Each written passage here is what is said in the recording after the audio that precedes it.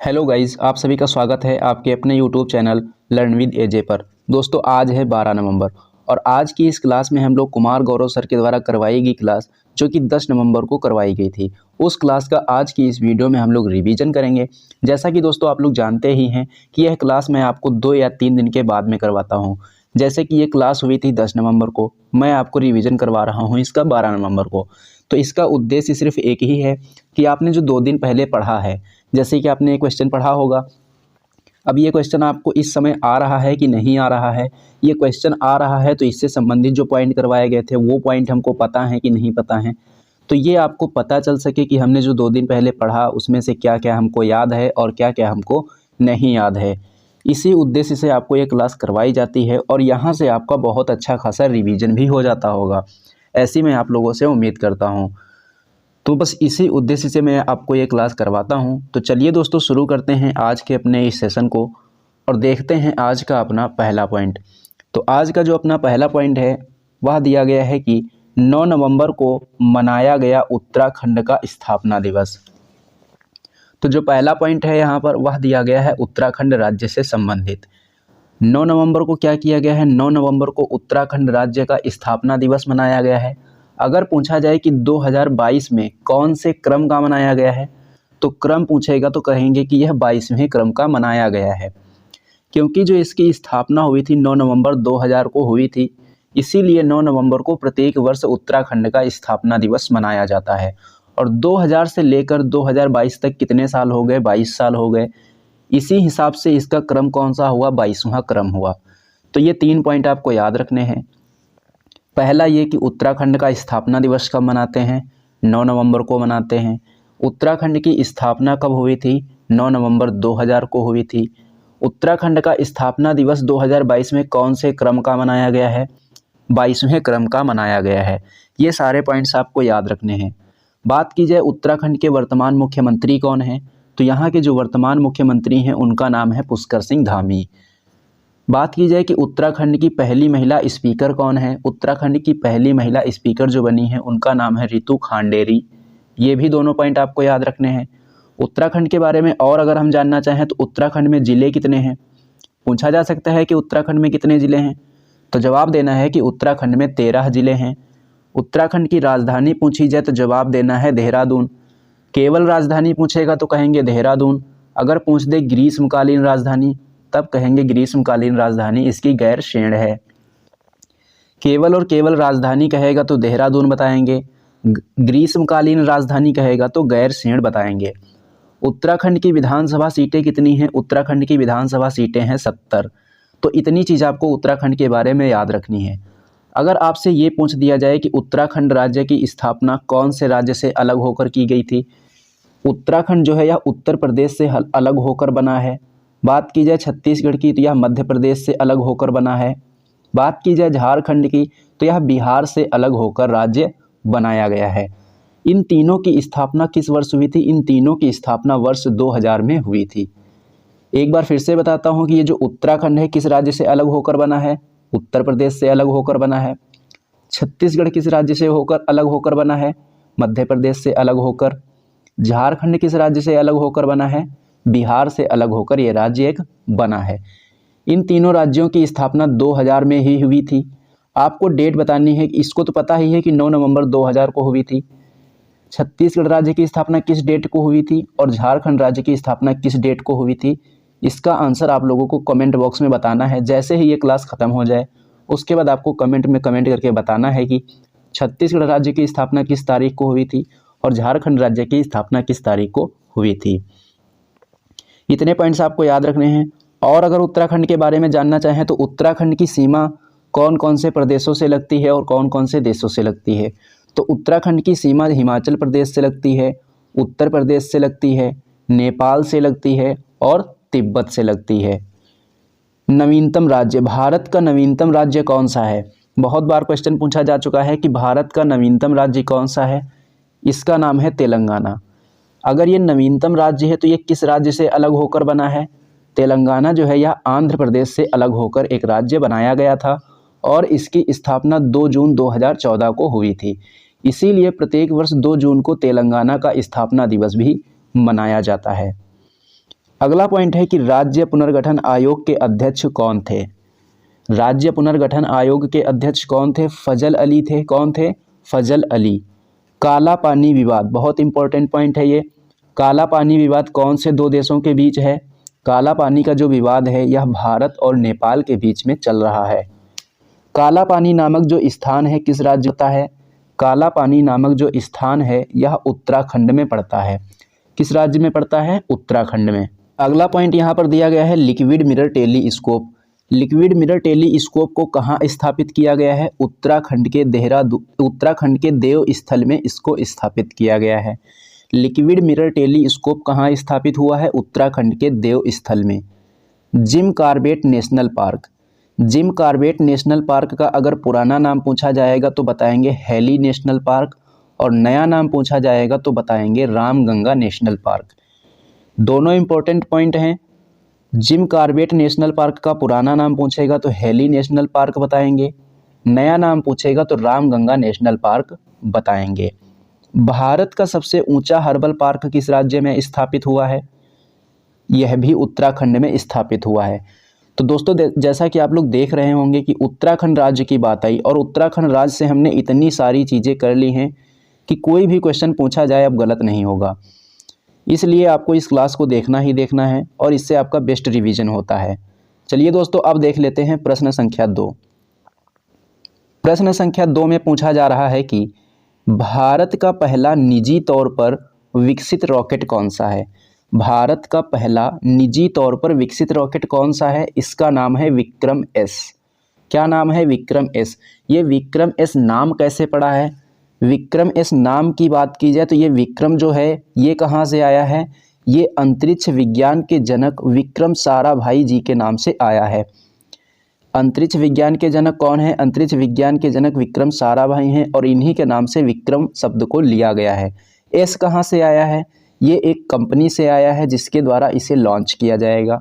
Sky root aerospace company, इसके द्वारा इसको लॉन्च किया जाएगा। तो स्काई रूट का पहला अक्षर एस है, उसी से आया है ये एस।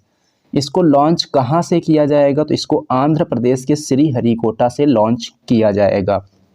यह सारे पॉइंट आपको याद रखने हैं। भारत का पहला है, वो भी निजी तौर पर विकसित रॉकेट है, इसलिए ये बहुत इंपॉर्टेंट पॉइंट हो जाता है। ये पॉइंट तो आपको कतई भूलना ही नहीं है, इसे आपको ज़रूर याद रखना है। चलिए इससे संबंधित अब इम्पोर्टेंट पॉइंट देख लेते हैं। पहला इम्पोर्टेंट पॉइंट दिया गया है कि इसरो के पहले अध्यक्ष कौन थे? इसरो के पहले अध्यक्ष थे विक्रम साराभाई। आपको बताना है कि इसरो के वर्तमान अध्यक्ष कौन हैं और इसकी स्थापना कब हुई थी। इसका आंसर आप लोग कमेंट बॉक्स में छाप देना क्लास ख़त्म होने के तुरंत बाद में। बताना है इसरो के वर्तमान अध्यक्ष कौन हैं और इसरो की स्थापना कब हुई थी। बात की जाए नेक्स्ट पॉइंट की, तो यहाँ पूछा जा रहा है कि मंगलयान का प्रक्षेपण किस यान से किया गया था। तो मंगलयान का जो प्रक्षेपण है PSLV C-25 से इसको लॉन्च किया गया था। अगला पॉइंट है EOS-04 जो सैटेलाइट है, इसे किसके द्वारा लॉन्च किया गया? इसरो के द्वारा लॉन्च किया गया। लॉन्चिंग व्हीकल पूछेगा तो बताएंगे PSLV C-52 से लॉन्च किया गया। EOS का मतलब क्या है? EOS का मतलब है अर्थ ऑब्जर्वेशन सैटेलाइट, यानी कि पृथ्वी अवलोकन उपग्रह। EOS का मतलब क्या है? Earth observation satellite. हिंदी में बात की जाए तो पृथ्वी अवलोकन उपग्रह। तो अर्थ ऑब्जर्वेशन सैटेलाइट से आपको 2 पॉइंट याद रखने हैं। किसने लॉन्च किया? इसरो ने। किससे लॉन्च किया? PSLV C-52 से लॉन्च किया। अगर आप लोग EOS का फुल फॉर्म याद रख सकते हैं तो इसको भी याद रख लें। EOS-04 का मतलब है अर्थ ऑब्जर्वेशन सैटेलाइट। क्या मतलब है? Earth observation satellite. अगला पॉइंट है राशिद रोवर। राशिद रोवर किस देश से संबंधित है? राशिद जो रोवर है यह UAE से संबंधित है, और यह इसी मंथ यानी कि नवंबर में ही इसको लॉन्च किया जाएगा। तो ये भी पॉइंट इंपॉर्टेंट हो जाता है, इसको भी आपने याद रखना है। चलिए दोस्तों अब देख लेते हैं प्रश्न संख्या 3। प्रश्न संख्या 3 में दिया गया है राष्ट्रीय शीतकालीन खेल से संबंधित। प्रश्न संख्या 3 किससे संबंधित है? प्रश्न संख्या 3 राष्ट्रीय शीतकालीन खेल से संबंधित है। इसका आयोजन जो है फरवरी 2023 में किया जाएगा। राष्ट्रीय शीतकालीन खेल का आयोजन कब से कब तक किया जाएगा? 2 फरवरी से लेकर 5 फरवरी 2023 तक किया जाएगा। पूछा जाए कि इसकी मेज़बानी कौन सा राज्य कर रहा है, इसकी मेज़बानी कर रहा है उत्तराखंड। उत्तराखंड में कहाँ पर इसका आयोजन होगा? चमोली जिला के ओली नामक स्थान पर इसका आयोजन किया जाएगा। तो राष्ट्रीय शीतकालीन ओलंपिक से आप राष्ट्रीय शीतकालीन खेल से संबंधित आपको ये याद रखना है कि राष्ट्रीय शीतकालीन खेल 2023 की मेज़बानी कौन सा राज्य कर रहा है? तो उत्तराखंड कर रहा है। बस इतना पॉइंट आपको याद रखना है। इससे संबंधित पॉइंट देख लेते हैं। इससे संबंधित पहला पॉइंट है हिमालयन ट्रॉफी। हिमालयन ट्रॉफी किससे संबंधित है, ये आपसे पूछा जा सकता है। हिमालयन जो ट्रॉफी है या इंग से संबंधित है। किससे संबंधित है? इसकी इंग से संबंधित है। नामदफा नेशनल पार्क और बोमडीला दर्रा किस राज्य में है? तो ये दोनों के दोनों अरुणाचल प्रदेश में है। कहाँ है? अरुणाचल प्रदेश में। नामदफा नेशनल पार्क पूछेगा तो जवाब देंगे अरुणाचल प्रदेश में है। बोमडीला दर्रा के बारे में पूछा जाएगा तो इसको भी बताएंगे कि यह भी अरुणाचल प्रदेश में ही है। बात की जाए नेक्स्ट पॉइंट की तो यहाँ दिया गया है नाथुला दर्रा। नाथुला दर्रा किस राज्य में पड़ता है? ये पड़ता है आपका सिक्किम में। कहाँ पड़ता है? सिक्किम में। लिपू लेख दर्रा और नीति दर्रा किस राज्य में है? लिपू लेख दर्रा और नीति दर्रा उत्तराखंड में है। अगला पॉइंट है कि 37वां राष्ट्रीय खेल कहाँ होगा? 37वें राष्ट्रीय खेल का आयोजन कहाँ होगा? गोवा में होगा। 36वें राष्ट्रीय खेलों का आयोजन कहाँ हुआ था? गुजरात में हुआ है। और 37वें राष्ट्रीय खेलों का आयोजन कहाँ होगा? गोवा में होगा। अगला पॉइंट है शीतकालीन ओलंपिक 2022 से। शीतकालीन ओलंपिक 2022 का आयोजन कहाँ किया गया है? इसका आयोजन बीजिंग में किया गया है। बीजिंग किस देश की राजधानी है? बीजिंग जो है चीन की राजधानी है। किस देश की राजधानी है? चीन की राजधानी है। आपको यहाँ से एक क्वेश्चन बताना है कि चीन की मुद्रा क्या है। इसका आंसर आप लोग कमेंट बॉक्स में ज़रूर बताना कि चीन की मुद्रा क्या है। अगला पॉइंट देखते हैं। अगला पॉइंट दिया गया है कि 5वें नंबर के जो खेलो इंडिया यूथ गेम हैं वह कहाँ होंगे? तो इसका आंसर हो जाएगा कि इनका आयोजन मध्य प्रदेश में किया जाएगा। नेक्स्ट पॉइंट बहुत इंपॉर्टेंट है जो कि दिया गया है आपको कॉमनवेल्थ गेम से संबंधित। कॉमनवेल्थ गेम जो 2022 में हुए हैं कौन से क्रम के हुए हैं? ये 22वें क्रम के हुए हैं। इनका आयोजन कहाँ किया गया है? इनका आयोजन बर्मिंघम में किया गया है। कॉमनवेल्थ गेम 2022 का शुभंकर क्या था? इसका शुभंकर पेरी था। बात की जाए इसमें पदक तालिका की तो पदक तालिका में पहले स्थान पर रहा है ऑस्ट्रेलिया। और यहाँ पर अगर भारत की बात करें तो भारत रहा है चौथे स्थान पर। भारत ने कुल 61 पदक जीते हैं इसमें, और जिसमें से गोल्ड कितने हैं? 22 गोल्ड जीते हैं। तो ये सारे के सारे पॉइंट्स इंपॉर्टेंट हैं, इसलिए आपको ये सब कुछ याद रखना है। चलिए अब देख लेते हैं अगला प्रश्न, प्रश्न नंबर 4। चौथे प्रश्न में पूछा जा रहा है कि सोने की एक समान कीमत लागू करने वाला भारत का पहला राज्य कौन सा बना है? तो सोने की एक समान कीमत लागू करने वाला जो भारत का पहला राज्य बना है उसका नाम है केरल। अब से केरल में आप कहीं भी चले जाइए वहाँ पर एक ही रेट में सोना मिलेगा। ऐसा नहीं कि हर जगह अलग अलग होगा। अब से वहाँ की एक समान कीमत होंगी, और ऐसा करने वाला जो है केरल भारत का पहला राज्य बन गया है। बात की जाए कोलार खान की। कोलार खान किस राज्य में पड़ती है? ये पड़ती है कर्नाटक में, और यह सोने के लिए फेमस है, यानी कि गोल्ड के लिए फेमस है। गोल्ड के लिए फेमस खान का नाम क्या है? कोलार खान। कहाँ है? कर्नाटक में। अगला पॉइंट देखते हैं। अगला पॉइंट पूछा गया है कि India's first paperless high court कौन सी है? यानी कि भारत की पहली हाई कोर्ट ऐसी कौन सी हाई कोर्ट है जो कि पेपरलेस हो गई है? इसका नाम है केरल हाई कोर्ट। ग्राफीन नवाचार केंद्र कहाँ खोला गया है? केरल में। ग्राफीन नवाचार केंद्र कहाँ खोला गया है? केरल में। भारत का पहला नैपकिन मुक्त गांव कौन सा है? भारत का पहला नैपकिन मुक्त गांव कौन सा है? ये है कुलबुंगी गांव। ये पड़ता है केरल में। कुलबुंगी गांव कहाँ पड़ता है? केरल में पड़ता है। केरल के तट को क्या कहा जाता है? केरल के तट को मालाबार तट कहा जाता है। आप लोगों को आंसर कमेंट बॉक्स में कमेंट करके बताना है कि तमिलनाडु के तट को क्या कहते हैं। तमिलनाडु के तट को क्या कहा जाता है? जिस प्रकार केरल के तट को मालाबार तट कहते हैं उसी प्रकार आपको बताना है कि तमिलनाडु के तट को क्या कहा जाता है। चलिए अब देख लेते हैं आज का प्रश्न संख्या 5। प्रश्न संख्या 5 में पूछा जा रहा है कि आईसीसी के द्वारा क्रिकेट हॉल ऑफ फेम में 3 खिलाड़ियों को जगह दी गई है। तो आईसीसी के द्वारा क्रिकेट हॉल ऑफ फेम में अभी अभी हाल ही में 3 खिलाड़ियों की जगह दी गई है। इन तीनों खिलाड़ियों के आपको नाम याद रखने हैं। पहला नाम है चंद्रपाल और ये वेस्ट इंडीज के हैं। दूसरा नाम है अब्दुल कादिर, ये पाकिस्तान के हैं। तीसरा नाम याद रखना है चार्लोट एडवर्ड्स, ये एक महिला खिलाड़ी हैं और एकमात्र महिला खिलाड़ी हैं जो कि इन तीनों में शामिल हुए हैं। ये कहाँ की हैं? इंग्लैंड की हैं। इससे संबंधित देख लेते हैं कुछ पॉइंट, खेल से संबंधित इंपॉर्टेंट पॉइंट। पहला पॉइंट है कि T20 विश्व कप 2022 का आयोजन कहाँ किया जा रहा है? तो इसका आयोजन ऑस्ट्रेलिया में किया जा रहा है। अगला पॉइंट है शेन वॉर्न से संबंधित। ये जो शेन वॉर्न थे यह ऑस्ट्रेलिया के तेज गेंदबाज थे और इनका अभी हाल ही में निधन हो गया है। शेन वॉर्न कौन थे? शेन वॉर्न ऑस्ट्रेलिया के गेंदबाज थे। क्या थे? ऑस्ट्रेलिया के गेंदबाज। और इनका अभी हाल ही में क्या है? इनका हाल ही में निधन हो गया है, इसलिए ये नाम इम्पॉर्टेंट है, आपको याद रखना है। बात की जाए शेन वॉर्न की ऑटोबायोग्राफी की, इनकी ऑटोबायोग्राफी का क्या नाम है? इनकी जो ऑटोबायोग्राफी है उसका नाम है नो स्पिन। क्या नाम है? No spin. अगला पॉइंट है बीसीसीआई से संबंधित। बीसीसीआई के नए अध्यक्ष कौन बने हैं? बीसीसीआई के नए अध्यक्ष बने हैं रोजर बिन्नी जी। कौन बने हैं? रोजर बिन्नी। चलिए दोस्तों अब देख लेते हैं अगला प्रश्न, प्रश्न नंबर 6। प्रश्न नंबर 6 बहुत इंपॉर्टेंट है। मौरा हेली किस देश के इतिहास में पहली लेस्बियन गवर्नर चुनी गई हैं? तो यह कौन से देश की पहली लेस्बियन गवर्नर चुनी गई हैं, ये आपको बताना है। अमेरिका देश की ये मौरा हेली हैं और इनको पहली लेस्बियन गवर्नर चुना गया है। बात आई है अमेरिका की, तो अमेरिका के बारे में और पॉइंट जानेंगे। अमेरिका की पहली अश्वेत महिला न्यायाधीश कौन बनी है? इनका नाम है केंताजी ब्राउन।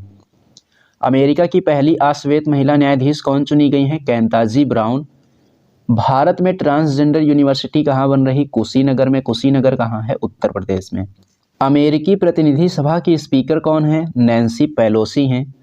अगला पॉइंट देख लेते हैं। अगला पॉइंट है यूएनओ, WB, IMF से। यूएनओ मतलब यूनाइटेड नेशन ऑर्गेनाइजेशन, WB मतलब वर्ल्ड बैंक, IMF मतलब अंतर्राष्ट्रीय मुद्रा कोष, इंटरनेशनल मॉनेटरी फंड। इन सभी का मुख्यालय पूछा जा रहा है। तो इन सभी का मुख्यालय की बात की जाए तो यूएनओ का मुख्यालय कहाँ है? न्यूयॉर्क में। विश्व बैंक का मुख्यालय कहाँ है? वाशिंगटन DC में। IMF का मुख्यालय कहाँ है? वाशिंगटन DC में। स्टैटिक जीके से संबंधित यहाँ से बहुत ही प्यारा प्रश्न पूछा जाता है कि न्यूयॉर्क जो है वह किस नदी के किनारे स्थित है? न्यूयॉर्क जो है यह हडसन नदी के किनारे स्थित है। बात की जाए वाशिंगटन DC की, वाशिंगटन DC किस नदी के किनारे है? तो यह पोटामैक नदी के किनारे स्थित है। तो ये सभी के सभी पॉइंट्स आपको याद रखने हैं। ये स्टैटिक जीके का पोर्शन है और बहुत बार पूछा गया है, इसलिए आपको ये सारे पॉइंट याद रखने हैं। चलिए अब देख लेते हैं अगला प्रश्न, प्रश्न नंबर 7। प्रश्न नंबर 7 में पूछा गया है संघाई महोत्सव के बारे में। संघाई महोत्सव कहाँ मनाया जाता है? ये मनाया जाता है मणिपुर में। इस बार यह कब से कब तक मनाया जाएगा? 21 नवंबर से 30 नवंबर 2022 तक इसको मनाया जाएगा। बात की जाए मणिपुर के राजकीय पशु की, तो मणिपुर का जो राजकीय पशु है उसका नाम है संगाई हिरण। और संगाई हिरण कहाँ पाया जाता है? संगाई हिरण लोकटक झील में पाया जाता है और इसी को डांसिंग डियर भी कहते हैं। डांसिंग डियर किसे कहते हैं? डांसिंग डियर जो है संघाई हिरण को कहा जाता है। किसे कहा जाता है? संघाई हिरण को डांसिंग डियर कहते हैं और यह लोकटक झील में पाया जाता है। अगला पॉइंट देख लेते हैं। काला चावल का GI टैग किस राज्य को दिया गया है? तो काला चावल का GI टैग मणिपुर को दिया गया है। अगला पॉइंट है कि काला चावल को और क्या कहते हैं? काला चावल को और क्या कहते हैं? तो इसको कहते हैं चक हाव चावल। कौन सा? चक हाव चावल के नाम से भी इसको जाना जाता है। अगला पॉइंट है कि उत्तर पूर्वी भारत की सबसे बड़ी मीठे पानी की झील कौन सी है? तो इसका जवाब देना है कि उत्तर पूर्वी भारत की जो सबसे बड़ी मीठे पानी की झील है उसका नाम है लोकटक झील। लोकटक झील किस राज्य में है? मणिपुर में है। लोसांग फेस्टिवल किस राज्य में मनाया जाता है? सिक्किम में मनाया जाता है।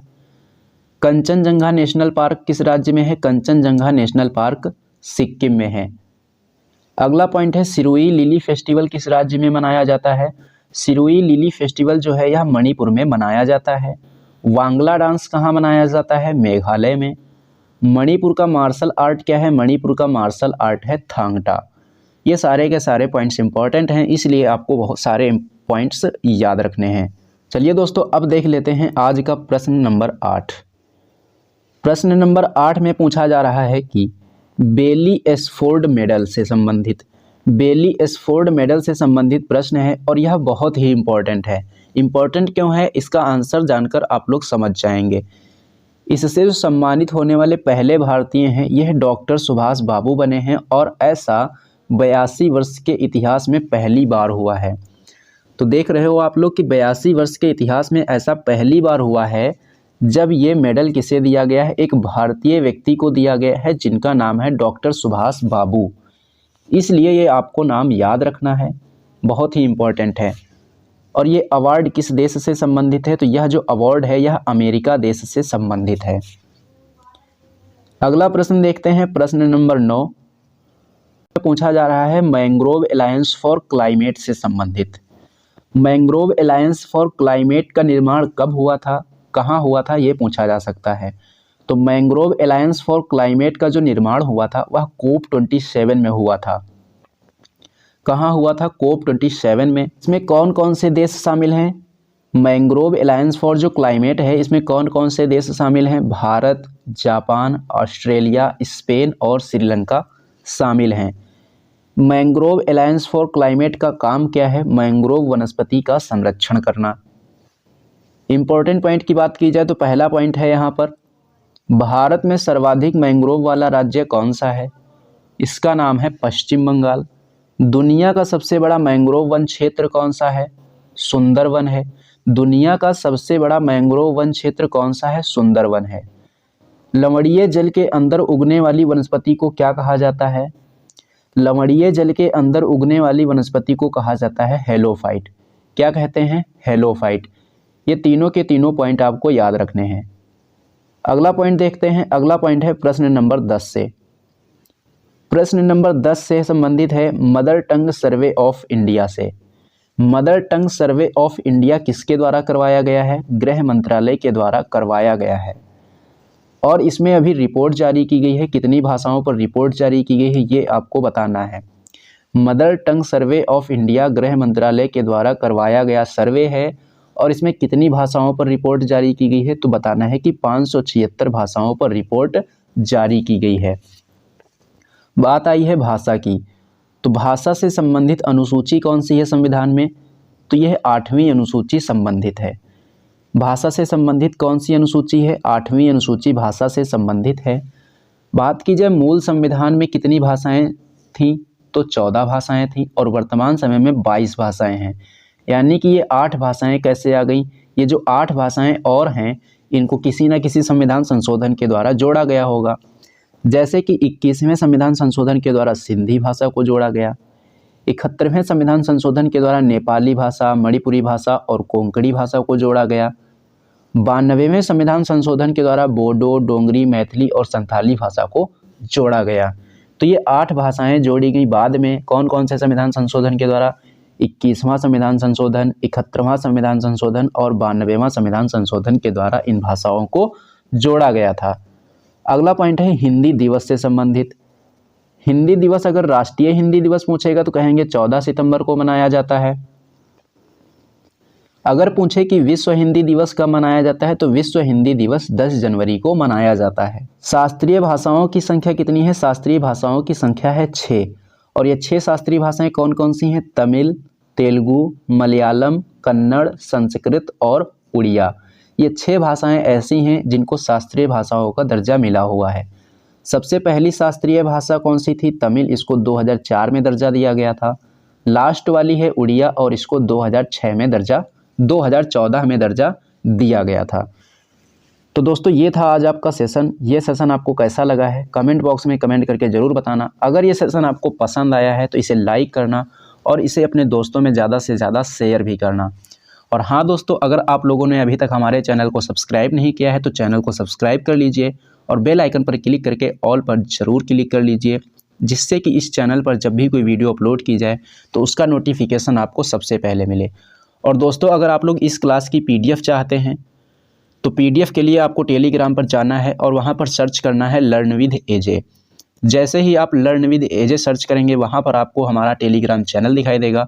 आप लोग उस टेलीग्राम चैनल से ऐड हो जाइए, वहाँ पर आपको सभी क्लासेस की PDF मिल जाएंगी। अगर वहाँ से आप ऐड नहीं हो पाते हैं तो टेलीग्राम चैनल का लिंक डिस्क्रिप्शन बॉक्स में भी दिया गया है, आप वहाँ पर क्लिक करके सीधा टेलीग्राम चैनल से जुड़ सकते हैं। तो चलिए दोस्तों, अब मिलते हैं नेक्स्ट वीडियो में।